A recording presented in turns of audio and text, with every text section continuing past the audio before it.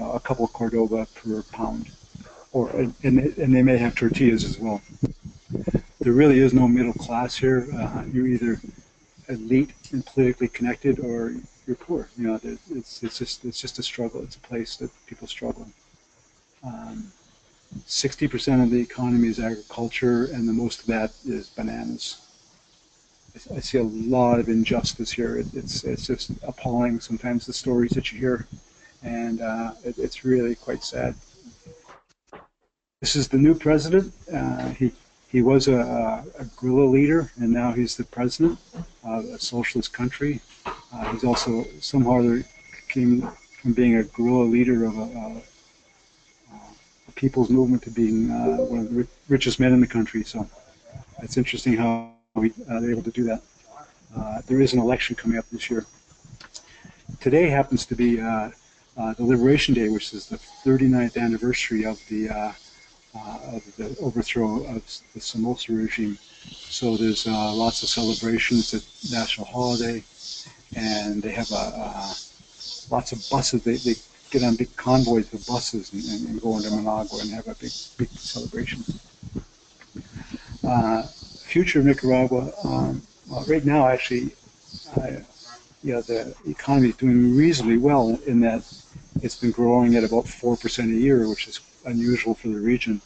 But they're starting from a long ways back. I mean, having nothing, having very little, and then having it all stolen, and then having wars and hurricanes. I mean, there just isn't a lot of economy here, period. There is some tourism with a few cruise ships coming in. Interesting enough, there's a lot of work being done on renewable energy, and they're getting themselves off fossil fuels. A lot of wind energy and a lot of solar power happening here.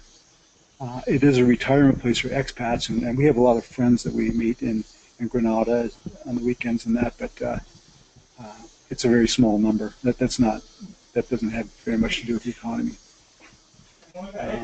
And the Nicaragua Canal, which has been talked about for 200 years, they want to kind of overstep the Panama Canal.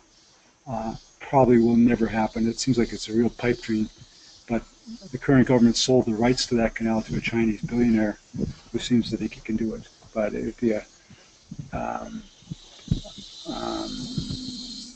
ecological nightmare. So I guess after all that, what are we doing here? Well, Joanne and I picked Nicaragua because we were here in January, and we've retired, and we're looking for lifestyle, health, and affordability. We're really interested in adventure. We're working on our Spanish a little bit every day, although Joanne has a big advantage over me. And we're learning to live with less, a lot less.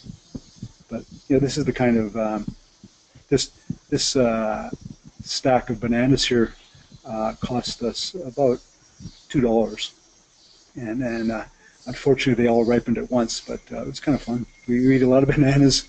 We eat a lot of.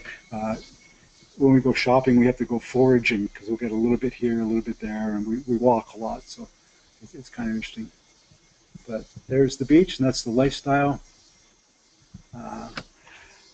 I've been to one Rotary makeup in San Juan del Sur, very small club, struggling. As you can imagine, these clubs in these countries, and this isn't news, but in the third world countries, the clubs really struggle simply because they don't have the funds. There's lots of work to do, but this club in Del Sur, their big fundraiser for the year was the auction off a bicycle, and they raised $150, and they're pretty pleased with themselves. But lots of work to do, not a lot of money.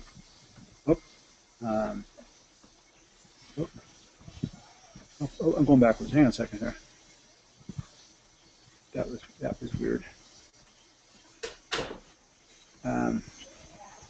There's the Rotary emblem in Grenada, which is the town about 30 miles away from here. It's on the entrance, but I have yet to really connect with the club there. I don't know what they do, and it's Rotary isn't. I think it's fairly low key here, but hopefully we can work on improving that. So all in all, it's a peaceful country. It's very, very peaceful. People say, "Are you safe here?" I'm certainly safer here than I am in Cincinnati. And we love the lifestyle. These kids up in the top left here, we saw them the other day, and they've taken a suitcase with wheels on it and converted it into a cart. There's a lot of ingenuity when you don't have much. This dear lady in the bottom, I call her Mango Annie, and she doesn't have a lot of teeth, but she's got a big smile, and I love her dearly. But there's a nude beach. The cows love the beach just as much as the people do. So unless there's any questions, I'll turn it back over to Ellie. Doug, it's David. Do you have a car or a scooter? How do you get around? We have a car, no, and that's part of our problem right now. We do use taxis. We walk a lot. The buses are a challenge. I mean, you can ride a bus for very, very inexpensive, but it's the chicken bus, and it can be it's rugged. We don't know how long we're going to stay. Nicaragua is not our final destination, so we won't buy a car at this time. Doug, if there's so much poverty and there's no middle class and there's a whole lot of poor people and a fewer number of very rich people, why is everybody so happy? Yeah, that's the big question, John. It's I think they've proven, and you know, it's the old adage: money can't buy you happiness. You know, like I saw this woman 2 days ago in the market, and she gave me the biggest smile. She was so happy. She had no teeth, you know, but she was just happy to be there. You know, and they seem to get by on very, very little. You know, the gardener where we're staying, we pay him $60 a week, and he's just one of the nicest, kindest, gentlest people I've ever met. You know, he's always happy. I don't know. Maybe if I find the answer to that, I'll let you know. I'll put it in writing. Please do. Yeah. This is Peter Denoy, Doug, Okay. and so a lot of similarities between Nicaragua and Dominican Republic, and of course we're adjacent to Haiti, and Dominican Republic is doing better than Haiti, but still, same thing. Salaries, labor is cheap, but the people are happy. And maybe they don't know any better or have any better or whatever, but yes, friendly, no problem. If we break down somewhere with a flat tire, immediately a car stops and 3 guys jump out and start helping change the tire and stuff like that. So it's amazing how that is in those countries. So look forward to you coming and visit here someday. Thank you, Peter. And as I think of that question more, like we're extremely happy. Joanna and I are the happiest we've been. You know, and we have nothing. We've sold everything, and we're living here. And well, excuse me, but you're newly married, so no wonder you are happy. Okay, touche. But that's my presentation, and we'll see you in the Dominica, and I hope to see Vicki in Guatemala someday too. So I'll turn it back to Ellie. Hey, great job, Doug. You know, this is the amazing thing about eClub, that we have members all over the world, and we can attend and present wherever we want to. So our next presenter is actually in Guatemala, and that is Vicki. And Vicki has joined our club, correct me if I'm wrong, but I would say maybe about 6 months ago. And last August, coming up to a year. Okay, well, there we go. Times flies when you're tired. So Vicki has an amazing project in Guatemala, right? And we love to hear about your presentation and all the work that you're doing there. So Vicki, if you're ready, you have the controls. Go ahead. Okay, I've turned on my webcam. Oh, there I am. Hello. Yeah. Well, I'm going to tell you tonight about an organization that we started in Guatemala. And Guatemala is very much like, can you hear me? Yes. Guatemala is very much like Nicaragua in that there's a high percentage of the population that's poor. But in answer to that question about why are people happy, my conclusion is that happiness is a choice. And it's not based on what you have, but it's your outlook on life. And I often say to people, what's it like in Canada? I'd like to live in Canada. And I say, you've got something that we've lost. You spend time together as a family, you support each other as family, everybody helps each other. And women carry babies on their back until they're 2 or 3 years old. And so there's a lot of close personal connection, and I think that's really important. So our organization is called Creating Opportunities for Guatemalans, and I'm going to tell you a little bit about what we do. As I said, the poverty is almost identical in Guatemala, and we believe that education is the thing that is going to lift people out of poverty.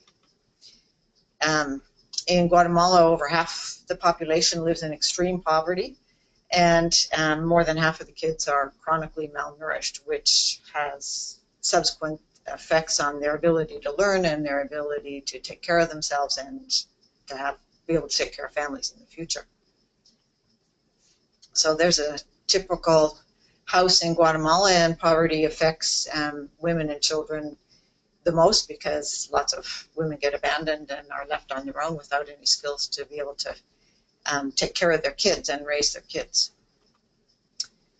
The school system in Guatemala is pathetic. It's really quite sad because children don't learn a lot. It's based on memorization and not explanation and not about thinking. And there's a real high illiteracy rate, and it's mainly among people who are now parents. And so those parents, because of their illiteracy, can't get decent jobs, can't earn enough money to feed their kids, much less put them in school and provide them with all the things they need to be able to go through school. So the statistics of kids in school is also really sad. At least 1/3 of the kids who are enrolled in primary school don't make it to the end, and that doesn't count all those kids who never went into primary school because their parents knew they could never even get them started. And then those few who do make it to high school, a very, very small percentage make it out of high school, graduate.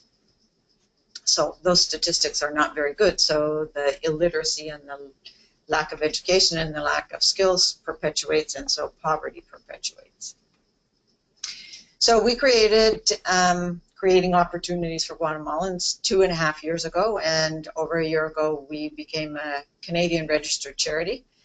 I started this organization with a young Guatemalan fellow who was sponsored as a child, and of the 7 siblings in his family, he's the only one who graduated from high school. And he created the name. He said, Vicki, Guatemalans are hardworking, they're motivated, they want to take care of their families, there's just no opportunities.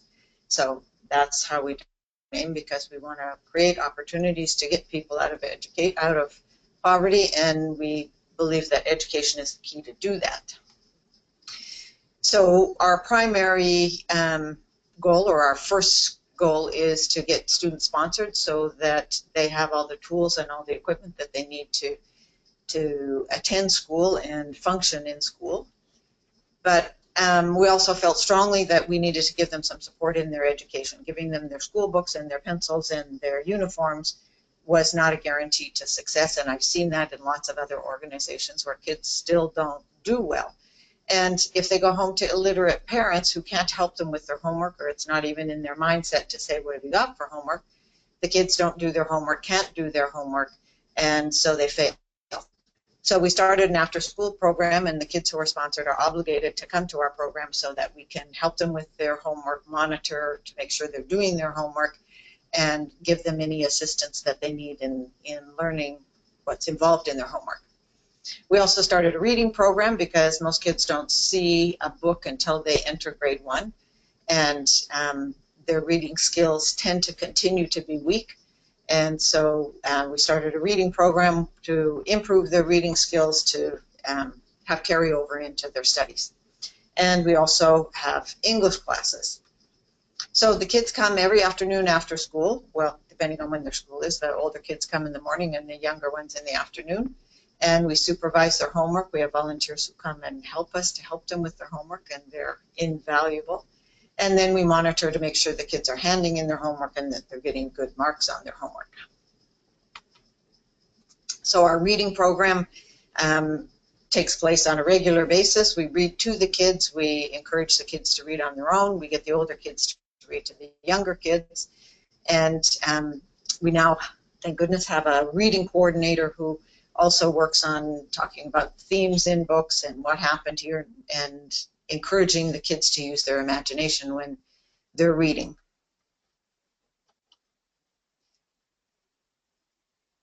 We teach English classes to all the kids who come to our after-school program, plus we've opened it to other kids in the community, so we have about 40 kids who come every afternoon for English classes. And I also teach an adult English class for 3 hours every Saturday, because there were lots of people in the community who said, will you teach us English? And so they need that skill also. We're about half an hour from a big tourist town, and so being able to speak English is an asset that will help these kids get a job in the future. Because the school system is so poor and the education is so poor, lots of our kids who are in grade 8, grade 9 cannot multiply simple multiplication. And so they're trying to struggle with algebra, and they can't multiply 3 times 6. So we have this wonderful ex-math teacher who comes in, plays with the kids. They don't know they're doing math, but she's teaching them math concepts. And we've already seen in the short time she's been there that kids' math capabilities and their math grades have increased. So it's a really cool thing that she comes. So in running this organization, we're always looking for help. And one of our big costs is operating costs, running our building, paying for, utilities. And also one of our big needs is to have more staff, because there's just myself and this young Guatemalan fellow who works very hard to help these kids. And we get volunteers, but there's no consistency, and so we're looking to hire some more staff who can carry out some of the programs and have consistent input with our kids. We're always looking for books and teaching material and more equipment so we can take more kids, and we're always looking for sponsors, because almost on a weekly basis we have people who come to us and say, can you help my child stay in school? And we can't take on any more kids until we get some more support to be able to do that. But our focus is to get these kids an education so that we can change the direction of their future, because if they don't get an education, they're going to live the same lives that their parents are now struggling with, and then they will have kids and they will just put more people into poverty. So if they can get a good education, they'll be the thinkers of the future. They will be the ones who generate and invent other types of employment, and they'll be the ones who can think of solutions to eliminate poverty and to lift their country out of poverty. This is one of our big success stories. This is the first boy who ever came to us, and the picture on the left is him in grade 5 when we met him, and he was failing because he didn't have notebooks or pencil. He would go to school and he had nothing to write with and nothing to write on. And now he's in grade 7. He's in the top of his class. He now speaks English fluently. I only speak to him in English. Our conversations are always in English. And he loves being in school, and he will be doing his homework at our place on Friday night at 9 o'clock because he's just so motivated. So seeing his success and his path having changed keeps me motivated to work hard at this project. So if anybody has any questions, I'm open to questions if you want any more information.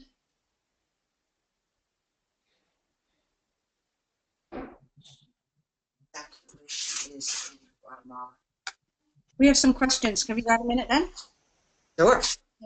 Go ahead, you start, Jeff. Oh, I've been involved with a charity out of Michigan who does support that in Guatemala. And so I'd be interested to know exactly where you are. We're in a little pueblo called San Antonio Aguascalientes, which is about half an hour outside of Antigua, which used to be the capital of Guatemala. Awesome. Thank you. And Lynn Ternosky has a question too. Can you say how many children you're Hello? able to now looking with your existing structure? Did you hear that? I didn't. How many children are you helping with your current financial structure? We have 50 kids who come to our after-school program. 25 of those have sponsorship. The rest of them come for English. And there are some who come and say, can we use your internet to do our homework? Because lots of people don't even have electricity at home and nobody has internet. So if these kids have research that they need to do for their homework, then they have to go to an internet cafe and pay. So that's one more cost that parents can't handle. And so we allow those students to come and use our internet to look up the information they need for homework.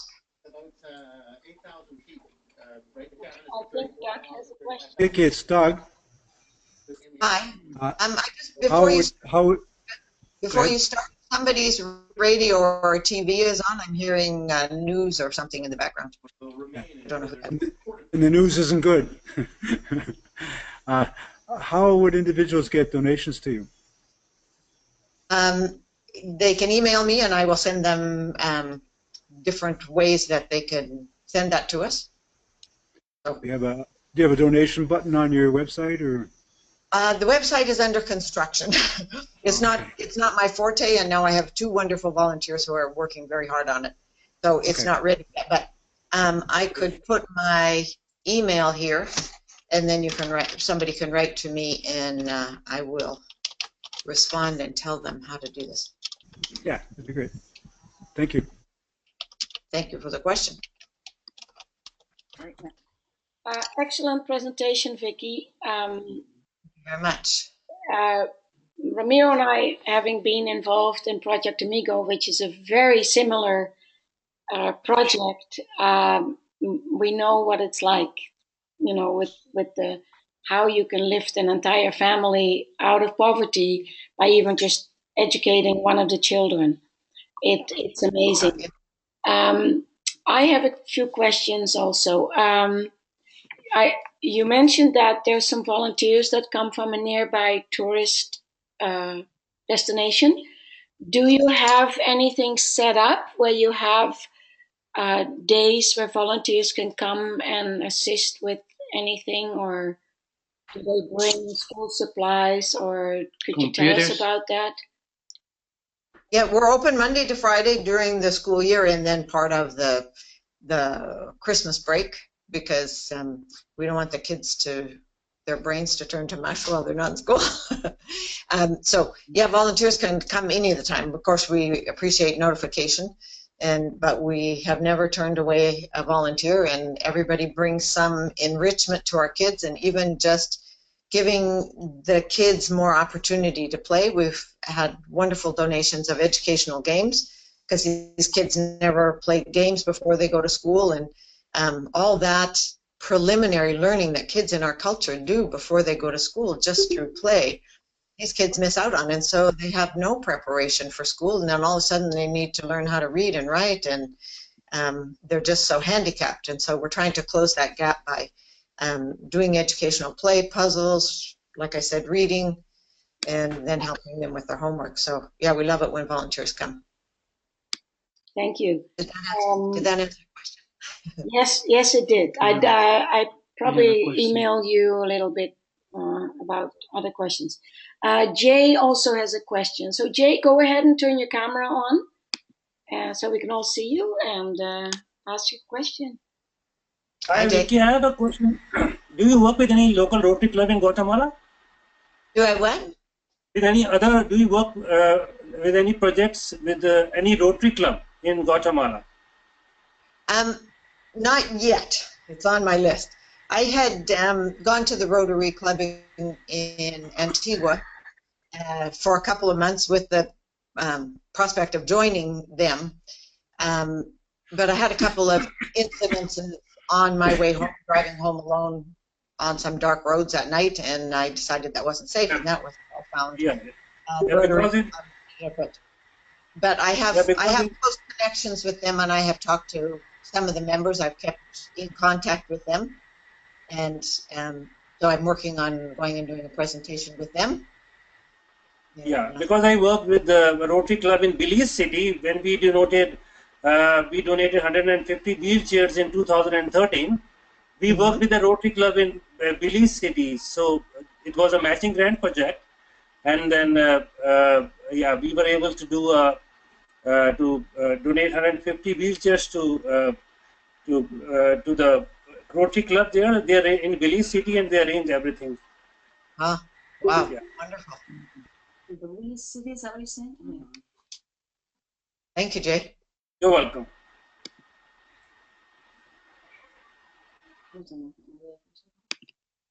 Any other questions? I think. Yeah. Go ahead. Hi. I think because our involvement in Project Amigo, we know that several clubs from the U.S. will provide the funds to buy the computers or to bring the computers into wherever you are at and do something with them. You know, like open up a little shop or whatever that can be used for the kids, or make some extra money at the same time, and then they can use it. I mean, it's all kinds of ways, and it's just you have to find the right connection, the right club. But there's many clubs in the U.S. and Canada who are looking for something to do, and you know, if they don't know where you are at and what the project is all about, then you will be waiting there. But in this case, right now you're right up there in front. I'm working on it. Well, if you have any suggestions, I would appreciate receiving them. So Okay. and you have lots of experience, and I would love to be able to draw from your experience because you know, I'm fairly new at this, but you know, got big dreams and big hopes. So Yeah, we should connect. We should connect one day and discuss this further. yeah, that would be awesome. Excellent. Vicki, this is Peter, Hi, and Pete. I wonder, do you have any possibility of connecting with somebody in the tourist town or the town where the visitors come to have them promote that they're looking for people to help and to combine that while they're there for a week or 2 weeks? We do actually. There's a language school in Antigua that also does volunteer coordination. So people will go and find them on the internet and ask them to find a volunteer opportunity for them. So we've received a lot of volunteers through this school. It's been really helpful. And in that picture where the kids were lying on those colorful mats, the school donated those mats to us so that there was a reading corner for the kids. So they've been a big help to us in finding volunteers. One of the things about this tourist town is a lot of money pours into that, but none of that money flows out of this one town into the outlying little towns. And so one of our constant preoccupations is how can we draw tourists to come to our village.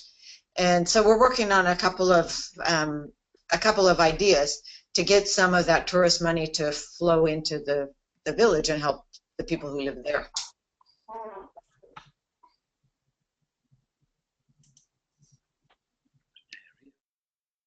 Any other questions?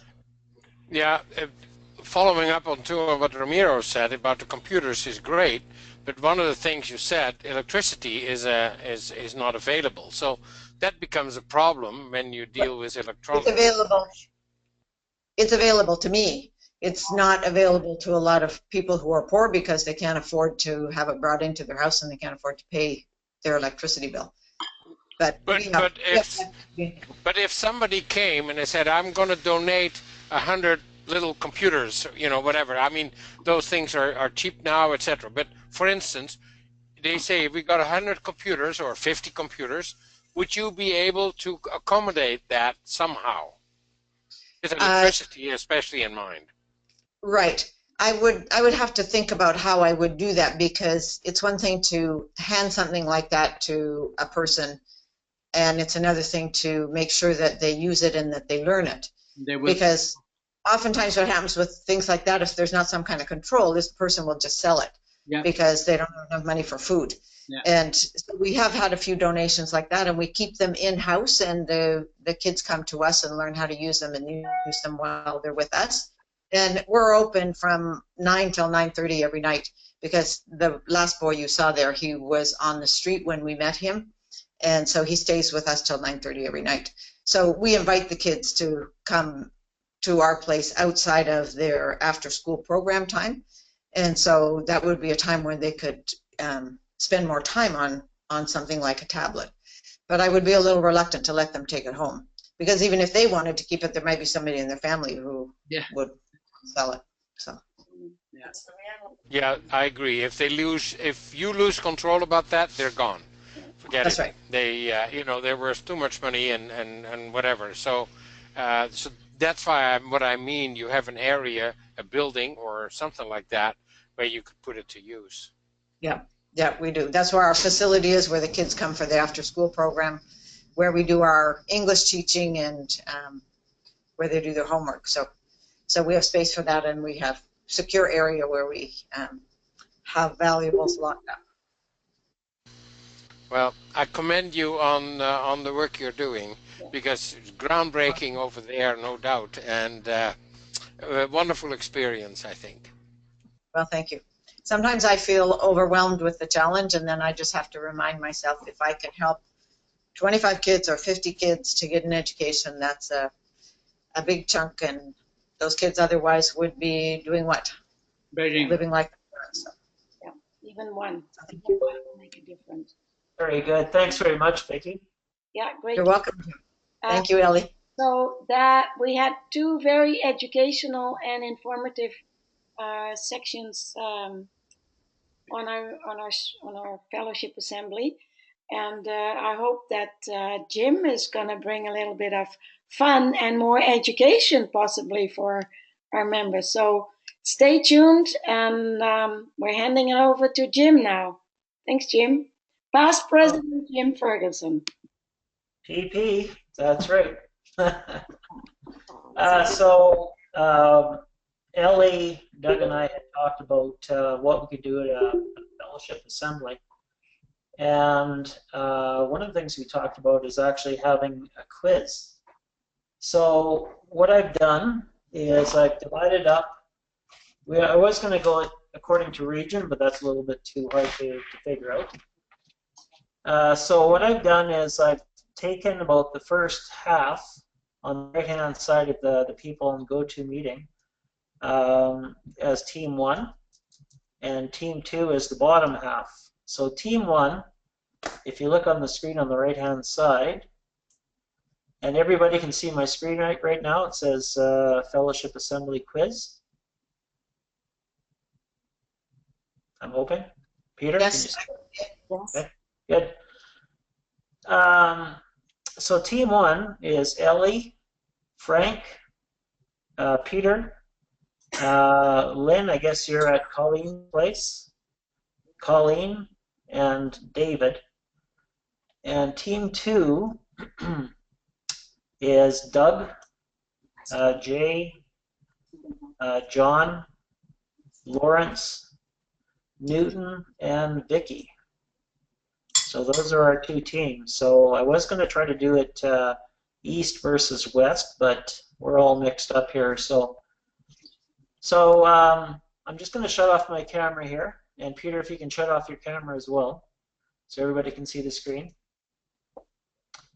In case you decide to, I better not say it out loud. Okay, so what I'd like to do is, it's really hard to hear people's voices. What I'd like to do is, if you have the answer, turn on your TV or your camera, and give me the answer, and your team will get points. Is everybody ready? Any questions? I'm ready. Let's go. Doug says he doesn't want to be in the bottom half. Well, there you go. Ramiro, Jim, Pardon? Ramiro wants to know what team he is on. Ramiro, you're with Ellie in team number 1. Oh, thank you. Okay, so here's the first question. And I suppose my computer is not going to respond here. No, of course not. Who was our E-Club charter president? I know.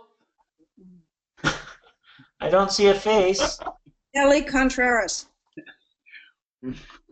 I still don't see a face. Whose face? She's there, Jim. Can you see it? Okay, I can't see it on my side. So, was that? Sorry. Colleen is. I think both Ellie, Ramiro, and Colleen answered. So, I'm going to give that to team number 1. Yay! All I'm seeing is Vicki, who's not moving. That's what I see to the left of my screen. Okay. I can't see it on mine, so. It must be a still picture because I had my camera off, which I'm turning off again. This is our charter president, Ellie Contreras. Next question. What is commonly exchanged between Rotary clubs? A banner. A banner. Hey, thank you, Vicki. That's one. There you go. I just got that in the mail today, thanks to David. We didn't see that. I heard David and Vicki. Oh yes, the club banner. This is a picture of Doug Dyer presenting a club banner, Rotary Club of Canada 1 banner, I think to Rotary Club in Maple Ridge, BC. I just got some in the mail today that John Kay sent me because I'm going to do a presentation in Montreal next week. Oh, perfect. Next question. Who is the founder of Rotary? Paul Harris. Who was that, Jay? Jay, did you Paul say Harris? that? Paul Harris. Too slow, Ramirez. We Who said was the one that said that initially? I heard a male's voice. That was me. You're not listening to me. Frank Yakupchuk, the president. Okay. Hey, my camera's rigged. My camera won't turn on. Oh no, you are on. I have to go. Sorry, I have to go, guys, with just the voice because I'm not getting the image up on my. The camera function is not fair because it's not working whatsoever. And Yeah. so those that shout the first and the loudest win. I think we have to change the rules. And I've done that in the past, and I think I don't agree with the rules that were set out by the past president. Sorry. So I object to this quiz. Order. Trust me, it's going to get a little bit louder. The facilitator, A little bit harder. SPMC, can I make a suggestion? Can I make a suggestion, please? See. When Jim asks his question, the first person that types in his answer, her answer in the chat box is the first person. Is the person. Better. Even better. See, that's a great idea. That's not fair. That's not fair. Some people can type really fast, and some people can only use two fingers. But spelling Here goes the count? next question. you need to get out of your chair, Peter. Who were the other 3 founding members? I told you it was going to get harder. That will take a lot of typing, and I can't handle that. Bruce. I had a question about the previous question. Okay. Did Paul Harris start Rotary when he was 15? This is just a picture of him when he's 15 years old. Okay. An old picture. I thought it was Fump or something. So I don't hear the responses. What's the third one? There was actually 4 founding members, but Paul Harris was the one that had the idea for Rotary. Well, he's not another. But they're all from Chicago, so that's fine. They're from Chicago, yeah. Oh, now I see Peter. Oh, But I don't have my camera on, so I don't know how you can see. members. Is that our club or Rotary No. International? They've got our club. They've got Doug and Doug. They're just smart enough. They're being. Man, there's been enough time to Google this. Yeah, that's what I'm waiting for. Okay, well, I don't hear anything, so nobody gets any points. I have another suggestion. I have another suggestion. I think that you should just give the prize to Team 2. Yeah. But, you know, I have a fondness for Team 2, that's for sure, because I think I'm on it. But so these are the other three members from left to right. There's Gus Lohr, Sylvester Shield, Hiram Shorey, and to the very right is Paul Harris. We cheated. We cheated. We said. And where was the first Rotary meeting held? Let him talk. Where was the first Rotary meeting held? And I see one answer says Chicago. I'm looking for something more specific. I said it right. No, that's not quite right. The Rotary building. Not I think it was a bathroom. It was a toilet. Actually, the first meeting was not held at Paul Harris's office. Uh-oh. He's on screen. No, he doesn't. There are lots of talking in the back. I know that Colleen and Lynn have an advantage. They're hashing it out here. And there's 3 other members. Starbucks. No. Possibly, but I don't think so. I don't know. Okay, so that is another one that's going to have to go to the wayside. The first meeting was held at Gus's office, Gus Lohr, in the Unity Building on Dearborn Street in Chicago on February 23rd, 1905. And it was Paul Harris, Sylvester Shield, Gus, and Hiram Shorey that were there at the first meeting. How many pharmacists are in the club? Oh, 1. Well, I see 1 that's wrong. Oh, 2. That's right. Yay! So there's 2 pharmacists, and you get a point for that. Oh, I didn't know that. Nicole Balan and myself. Thanks, Jay. Pharmacist. Well, if everybody would put in their classification, we would know that. Not everybody has the classification listed. Well, this is really good to know. Well, I thought you said farmers. Pharmacist. Who's our past district governor? Thank you, Colleen. That's Tim. I tell you, it's just, she's lightning over there. Woohoo! Woohoo! You're going to have to... Well, if you type it out, you're going to type his name correctly, guys. And that's not right. the way you spell it. How much you don't spell it. Now, Colleen had the correct spelling as well. Details. And Doug and Ellie responded, but they didn't have the correct spelling. And I said it correctly, so it's for team 1. Yeah. So team number 2, I'm going to have to, and you're my favorite team. It's already 4-1. Yeah, 4-1. Next question. I'm not competitive at all. Who is the RI president for 2016 to 2017? Oh, well, that's just Fast, Colleen. Colleen, what team are you on? 1. Number 1, baby. Way to go. I took off 2. And that's John Germ. That's 2 points. That's 4-3 now.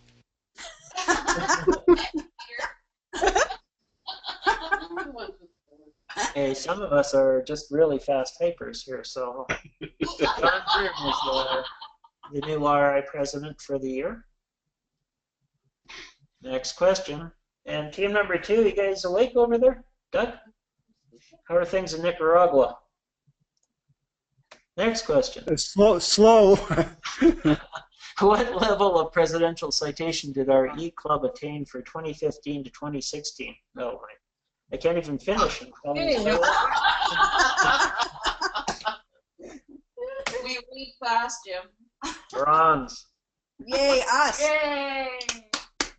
Got a bronze. What's the score now, Peter? Oh, I think it's 5-4 for the team one.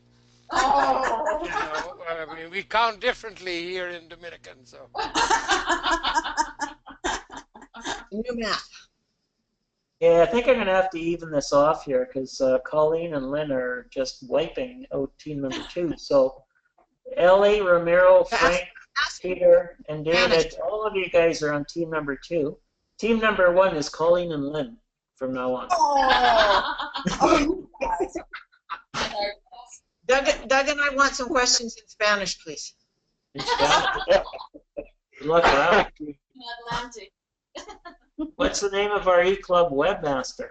Laura. Lawrence. That's green. Oh, I got it from both Vicki and Ellie. Thank you very much.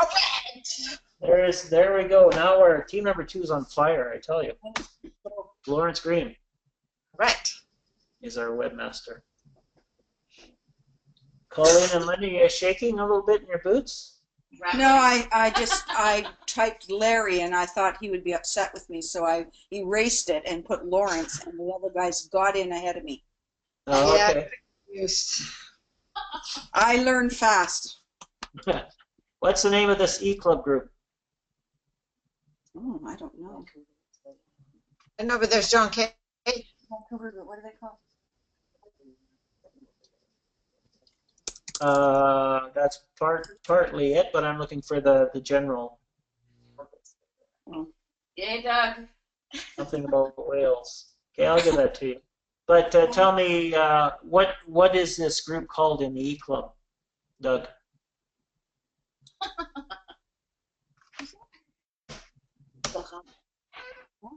How about It's an obscure? E-Pod. Oh, Obscure. oh, that's brilliant. An E-Pod. Yeah, that's good. That's very clever. Okay, next one.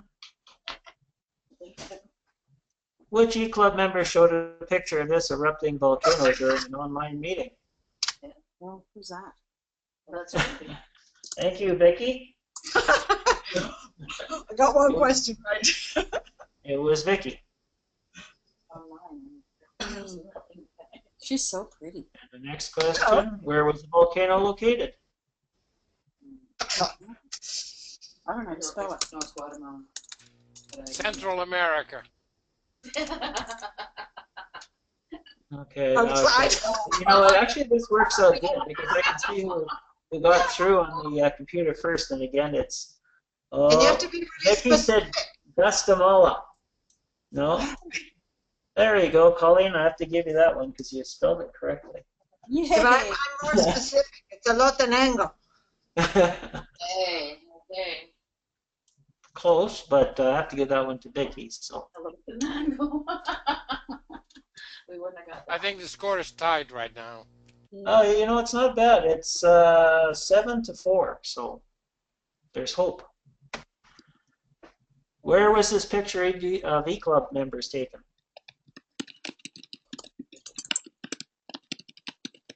Can hear frantic typing. It must have been after the bar visit. And then, Ellie's got it. District Conference, Dawson Creek. Yay! Dawson Creek, BC. At the photo booth. 7-5.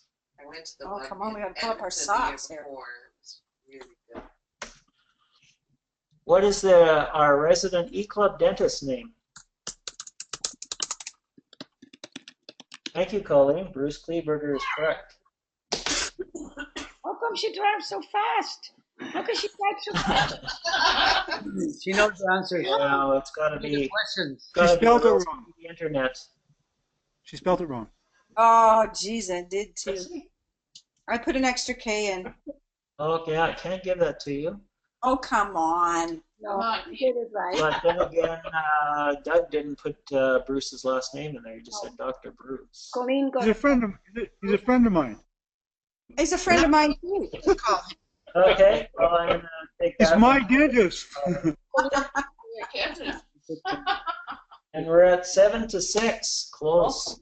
Very close. Who became the first Rotary dropout? What do you mean? The very first. That's a question. No. In our club or what? Drop out? Yeah, Rotary International or our club? No, the very first in Rotary to actually drop out of Rotary. And Oh, I might have to give you a hint. No, it's not Hitler. What, Luis? We got tired of it.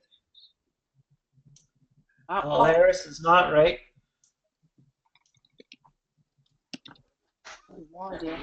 Prince Charles, no. Think about the founders. Madonna. That's my hint. There's Vicky's correct. Oh. Hero. I had a 33% chance of being correct. Hiram Shorey. Good job, Vicki. I got the last name. Sorry.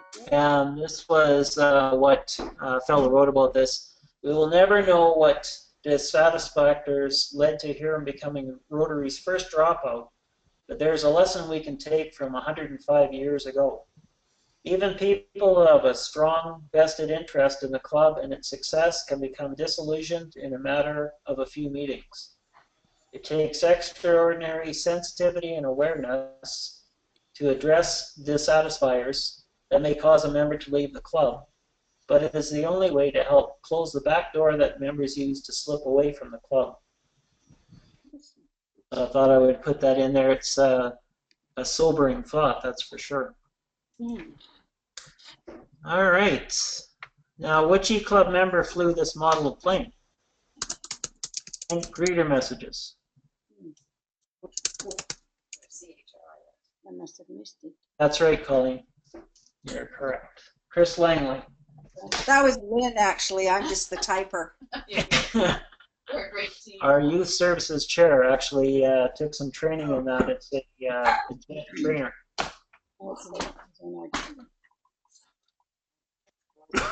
Everybody still hanging in okay? No bathroom breaks?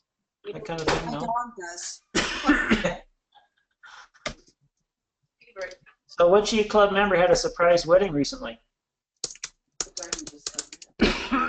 Ah, And I have to give that again to Colleen. Fastest one there. I hope she's on our team. Doug and Joanne Dyer. Oh, it's Lynn.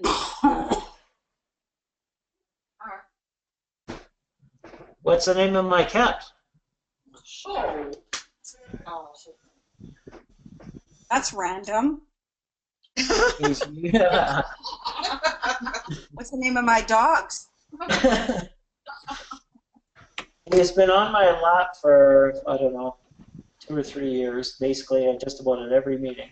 He didn't You introduce him? And he's not here with me tonight. He's outside. Remember? Well, that's not fair. I didn't know you had a cat. Oh, you will learn. I think this question should be for all the marbles here because we're so close. No. Team 1 is leading 3-6-9 to 7. I think this is worth at least 3 points. Where's your wife? We need her help here. Hmm? Guys, remember the name of my cat? I wonder who's Googling this one.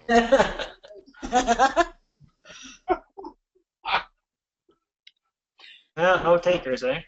We paid a lot of attention to you, obviously. I know. The cat. It's Romeo.